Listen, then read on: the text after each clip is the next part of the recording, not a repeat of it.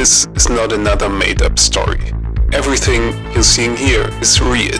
Ben Kramer, the man, the legend. Apache Powerboats, racing and drug smuggling. This was just a taste of what Ben Kramer was going to show us all season long, as he took advantage of the slightly choppy seas to bring Warpath, his 41-foot Apache, to the head of the pack and begin to run away from the field. On November 25th, 1987, powerboat racing world champion Ben Kramer was indicted in a culmination of efforts to dismantle a significant drug trafficking and money laundering operation. The U.S. government, under the RICO Act, seized assets connected to this case in what was then the largest asset forfeiture in history.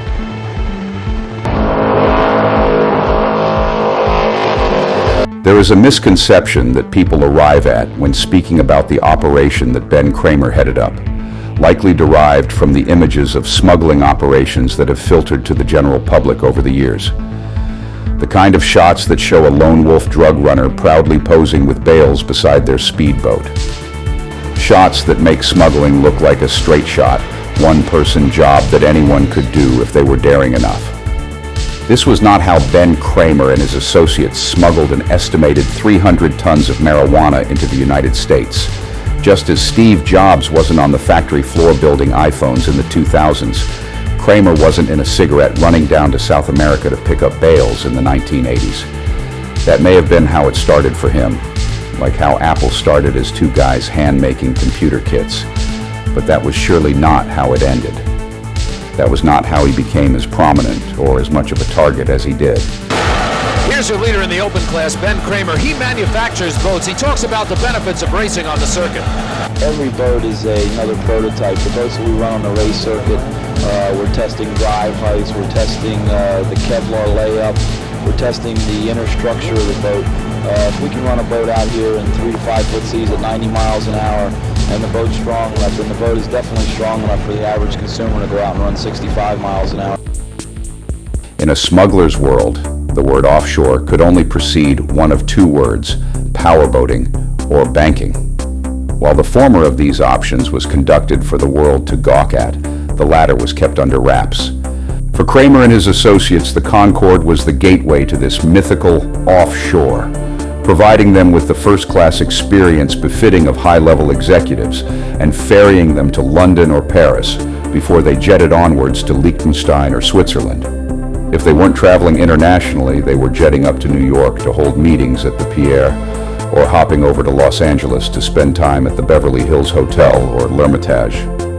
Kramer's operation was nothing short of a feat of logistics, requiring unfathomable planning, coordination, and know-how on a grand scale.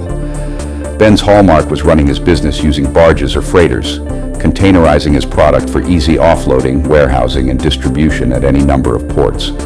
It was bold, but it worked, with his barges notably arriving at the old Brooklyn Navy Yard, San Francisco, and New Orleans. For an idea of scale, the New Orleans operation reportedly netted $41 million, with Kramer claiming $13 million of the take. All of this is to say that what Ben had going was an elaborate enterprise.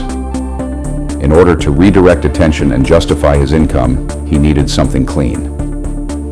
Enter the Bell Gardens Bicycle Club. In the world of high-stakes gambling and money laundering, few stories are as audacious as that of the Bicycle Club. What began as a front for laundering drug money evolved into one of the most profitable casinos in California, pulling in nearly $500 million annually at its peak. The city of Bell Gardens, some 10 miles from downtown Los Angeles, is home to the Bicycle Club, one of the largest of California's 250 casinos. Bell Gardens, population 48,000, is also Exhibit A for both supporters and opponents of legalized gambling. City manager Charles Gomez says thanks to the Bicycle Club, Bell Gardens is financially healthy and able to provide public services. Bud says that money laundering, kidnapping, robbery, loan sharking, and extortion have often originated inside legal casinos, including the Bell Gardens Bicycle Club. Well, it's believed that that a lot of the money that we're seeing crossing the tables and being lent are proceeds from drugs. Law enforcement officials worry local governments may be profiting from casino revenues partly derived from illegal sources. You have these towns that are beating their chest about economic development and jobs.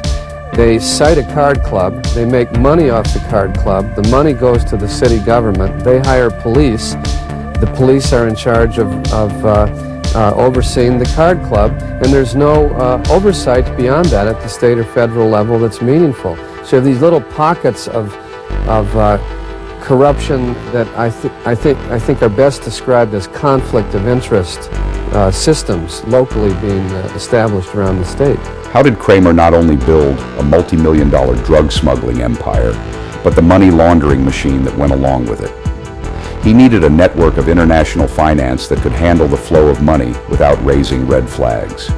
Enter Sam Gilbert, a construction magnate whose aggressive business tactics and financial acumen made him the perfect partner. Gilbert, with his connections in construction and finance, facilitated the building of the Bicycle Club, ensuring that every aspect of the operation, from the land acquisition to the construction, was meticulously planned. Where do people of taste and style stay in Miami? The Hotel Mutiny at Sailboat Bay, a masterpiece of understatement. Our view reminds you of Cannes. Our rooms are so uniquely personal, each is named. Continental breakfast every a.m. A full day of luxury al fresco. Superb cuisine in the sophisticated Mutiny Club. Private, of course, but yours as the privileged guest of the Hotel Mutiny. A masterpiece of understatement. Mel Kessler was the legal mind behind the operation, a figure as much at home in the courtroom as he was in the shadows of legal loopholes. With a razor-sharp understanding of the law's intricacies, Kessler was less the face of the operation and more its legal puppeteer, pulling strings to ensure the casino's operations remained just within the bounds of legality, or at least beyond the immediate grasp of the law. His role was critical in the orchestration of financial movements. The operation was meticulous. Money laundering cycle maps traced the flow of cash that led federal authorities to seize the Bicycle Club, which they said was built with drug money. Between 1982 and 1986, the drug smuggling Kramer organization imports 500,000 pounds of marijuana from Colombia to Miami, New York, New Orleans, and San Francisco. From southern Florida, a large share of the drug sales profits, about $12 million, is flown to Los Angeles and turned over to Sam Gilbert. In Los Angeles, the Gilbert enterprise converts the cash into checks with the help of local businessmen, including a dentist, a coin dealer, and a banker. From Los Angeles, the checks are shipped to Miami to verify the amount is the same as money sent. From Miami, the checks are sent to Liechtenstein and put into an account listed as BTR Trust. From Liechtenstein, money is wired to Tortola in the Virgin Islands and put into an account known as the Troon Mortgage Account. From Tortola, the money is wired to Los Angeles to finance a $12 million construction loan to build the Bicycle Club. The plans to finance the Bicycle Club were drawn up on November 17, 1983, at the L'Hermitage Hotel in Beverly Hills in a room occupied by Jack and Ben Kramer.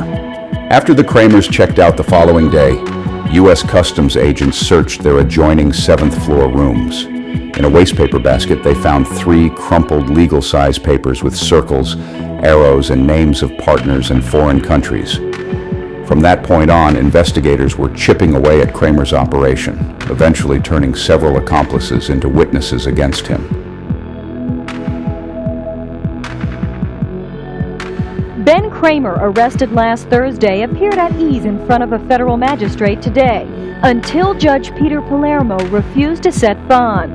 The government says champion racer Kramer brought more than 1/2 million pounds of marijuana into the U.S. and wants him to stay in jail until trial time. It says Kramer might leave town if let out on bond, and that's not all. Government agents testified today that Kramer ordered a successful hit on the man who killed one of Kramer's clients. In short, they say, he's dangerous. Just as a compilation of guesses, speculation, words from the mouth of an indicted co-conspirator who chooses to still remain a fugitive and who may be bragging about anything. The judge ruled that Kramer has strong ties to the area and probably wouldn't leave, but Palermo does feel Kramer is a definite threat. While Kramer was in court, nothing much was happening at seized Apache operations in Hollywood and here in Miami. But the government says both businesses could reopen Wednesday under federal management. Amy Huggins, News 4. Well, he's going to plead not guilty. Can you elaborate a little bit, please? I think that probably says it all. What was his reaction to you today when he realized that he would be staying in jail? He realized it the first time we realized it, and he was disappointed, but he understands that the system will run its course, and there are methods of appealing decisions from lower judges that we intend to try to take at this point. Beck, can you give us any comment on the discrepancies that were referred to in the income and income tax forms that were filed? No, we're not going to comment on that this time. There are obvious discrepancies, and I think there are discrepancies of appearance in who actually is looking at it rather than one of form. Kramer was arrested on September 15, 1987, and convicted as a drug super kingpin, a designation that underscores his role at the top of this criminal enterprise in 1988. This conviction led to a life sentence. On April 17, 1989, Ben Kramer attempted to escape from the Federal Metropolitan Correctional Center in Miami using a helicopter piloted by Charles Clayton Stevens. As Kramer grabbed the helicopter's skid in the prison yard, it hit a fence, causing the rotor to break apart. The helicopter crashed, injuring both Kramer and Stevens, who were then hospitalized. This failed escape attempt led to additional charges for Kramer. The little two-man helicopter never had a chance, according to federal prison authorities. They say the moment pilot Charles Stevens and inmate Ben Kramer planned the escape, it was doomed. The Federal Correction Center's maximum security yard is designed to prevent helicopter escape attempts. The recreation yard where he attempted this escape was specifically constructed very narrowly to try to thwart any kind of escape attempt like this. Ben Kramer was serving a life plus 40-year sentence for drug trafficking. He was a well-known ocean yacht racer, and he's now in serious condition at Jackson Memorial Hospital. The pilot, identified as Charles Stevens, brought his small helicopter to Tamiami Airport from Gold Beach, Oregon. Stevens flew a small two-man helicopter exactly like this one. It's called a Bell 47, and they're at least 30 years old. But other helicopter pilots around the airport here say, in fact, Stevens couldn't fly at all. He'd been here for about 3 weeks, had taken a couple of lessons, and was considered dangerous behind the stick. Pilots who watched Stevens try and fly described it this way. He didn't seem nervous, skittish, strange, or anything. No, except he just couldn't fly a helicopter. Prison officials admit that even this amateur pilot and desperate inmate nearly pulled off the escape in broad daylight. Had the small chopper cleared the fence, guards would not have opened fire. In most cases, we don't fire for fear of a hostage, for fear that the pilot would be hostage and would be injured. But prison authorities are also confident that the two men would have quickly been picked up by pursuit planes within minutes. Both of the men, tonight, are in Jackson Memorial Hospital with broken bones. It's not how they planned it, but both of them left the prison by helicopter, life flight helicopter, and they now face federal charges of attempted escape. David Jackson, News 4, Miami. The boats the Customs Service uses to catch drug smugglers were built for customs by convicted drug dealers who used laundered drug money to buy the boat company.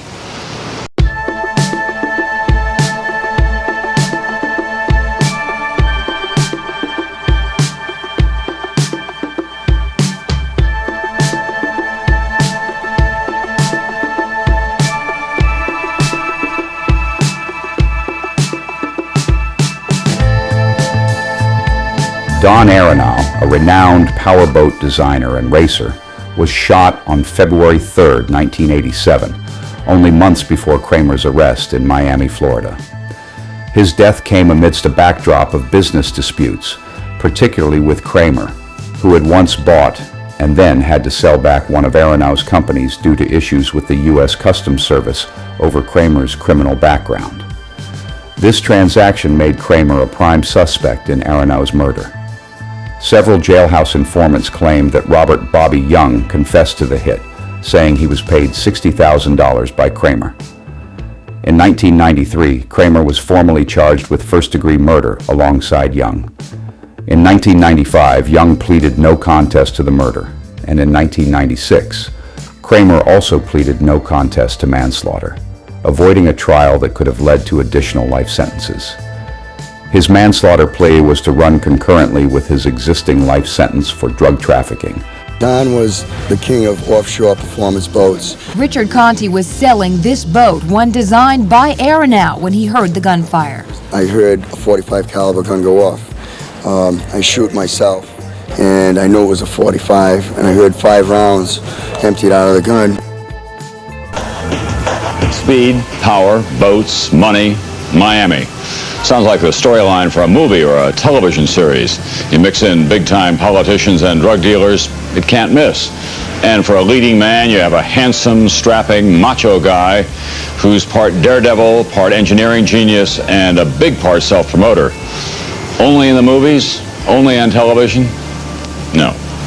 Expose's Noah Nelson found the story and the lead character, but he'd been murdered. I remember winning the Miami-Nassau race. He was 6'2", looked like a pro linebacker, and his smile alone could close a deal. Don Aronow was a hard-driving, tough-talking superstar of the powerboating set. A slick showman with the nerve of a stuntman, Aronow set speed records all over the world with boats he designed and built. The rougher the game, the more he seemed to like it. John Krause was a friend and business associate. Did Aronow have lots of enemies? More than you'd think. He liked to cut your throat in a business deal sometimes just for the fun of it. It was competition. He thought it was fun to cut your throat? Yeah, it was just like racing. It was competition, and he'd laugh sometimes. The Aronow touch was golden. Everything he did seemed charmed. But on February 3rd, 1987, his luck ran out. When Metro-Dade homicide detectives arrived, they found Aronow's bullet-riddled white Mercedes. Bystanders say he was in his car. In Miami, it led the news. Aronow had been murdered. A celebrity gunned down in front of dozens of witnesses in a gangland-style killing. His friendships with everyone from police chiefs to presidents was widely known. He was the father of that industry. Aronow was to boats what Ford was to automobiles as far as offshore racing goes. The fast boats of offshore racing became toys in Miami's new lifestyle. But the boats were also tools in Miami's underworld. Homicide detective Greg Smith. Why was there such a strong connection between the world of the high-speed powerboats and crime? In the early to mid-'80s, the powerboat was the method of choice with the smugglers. Apparently, Don Aronow was widely known on both sides of the law. Society's upper crust and its underbelly were lured by his boats and his style. He even built a boat for one of his new friends, then Vice President George Bush. Bush still pilots his cigarette Fidelity around Kennebunkport. Well, as savvy as Bush was about a lot of things, he was simply naive about Don. In short, I think he was in awe of Don Aronow, the legend.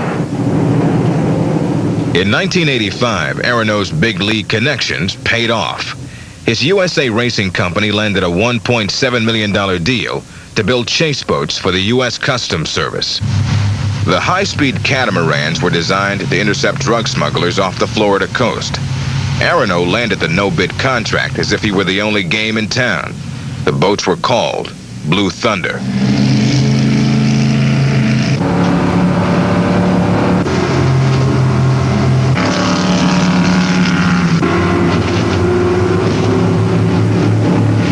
The deal called for Aronow to build Blue Thunders for $150,000 apiece.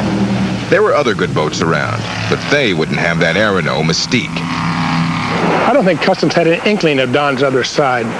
For the same reason that Bush was enamored by Don Aronow, I think Customs was. About Don Aronow, the legend. But not long after the first boat hit the water, Aronow, the legend, quietly sold the company and the government contract to this man, Ben Kramer, one of Miami's biggest drug smugglers. Detective Greg Smith. Ben Kramer, as we know, owned a powerboat company, Apache, and he also played very hard. It's common knowledge that Mr. Kramer was involved in the smuggling business. Customs now had a deal with the devil, trying to catch drug smugglers with boats supplied by a man who smuggled drugs. It is now known that Ben Kramer and his father used freshly laundered drug dollars to buy Aronow's company and the Customs boat contract. By the time drug agents on the trail put it all together, the Kramers and the government were already partners. The flashy world of the powerboats had lost some of its shine. When we looked at the money and traced the money back, we began to draw the common denominator of the offshore boat business and, by inference, marijuana smuggling. The deal in which Aronow sold the government's contract turned out to be a part of one of the biggest money laundering schemes ever uncovered. The investigation ended with convictions for Ben Kramer, his father Jack, and their attorney, Melvin Kessler. Investigators tell Expose that powerboat king Don Aronow knowingly received hundreds of thousands of dollars in laundered drug money for the sale of his company, and that Aronow raked in lots of cash for boats he'd never built. The IRS was looking at Aronow very closely at the time of his death, as was DEA. And indeed, it now is known that there were strong reasons to believe that the boat business was a beautiful money laundering scam. In January 1987, the IRS seized records of Aronow's sale of his company to the Kramers. Just one day before he would have been subpoenaed to appear before a grand jury, Aronow was murdered. For a white male in his late 30s, dark complexion. After a 4-year investigation, police arrested 41-year-old hitman Bobby Young for Aronow's murder. Young had already been indicted in Florida for another murder and was serving time in Oklahoma on a cocaine charge. His lawyer in the cocaine case? Melvin Kessler, the same attorney involved with the Kramers when they bought Aronow's company.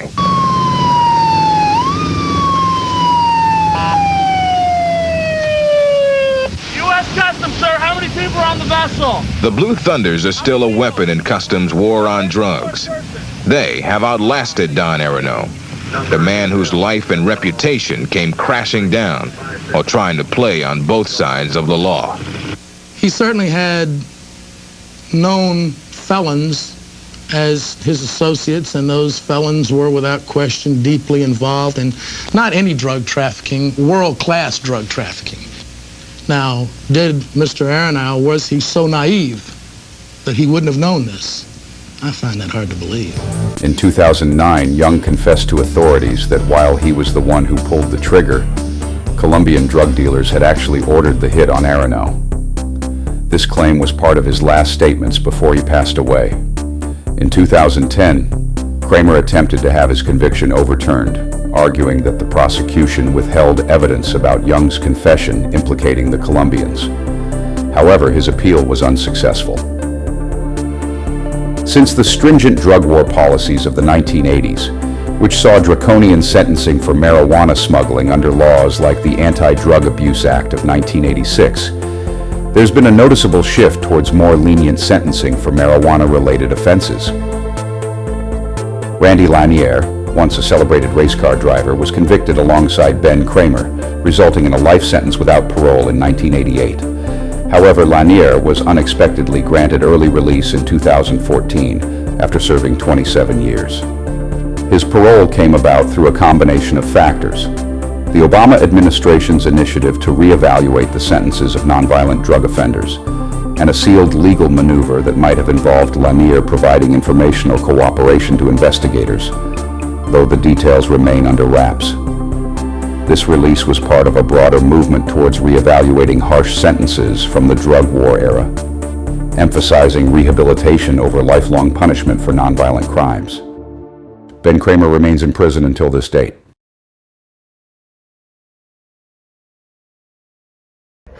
Hello everyone. Just received my fresh copy of Vehicle magazine, the only magazine that is ad-free and covers the offshore powerboating world. Wow, it's a quality product. I know I'm featured here, so I'm going to turn to that page. Well, there I am. Juan Almeida, King of 188. Awesome product.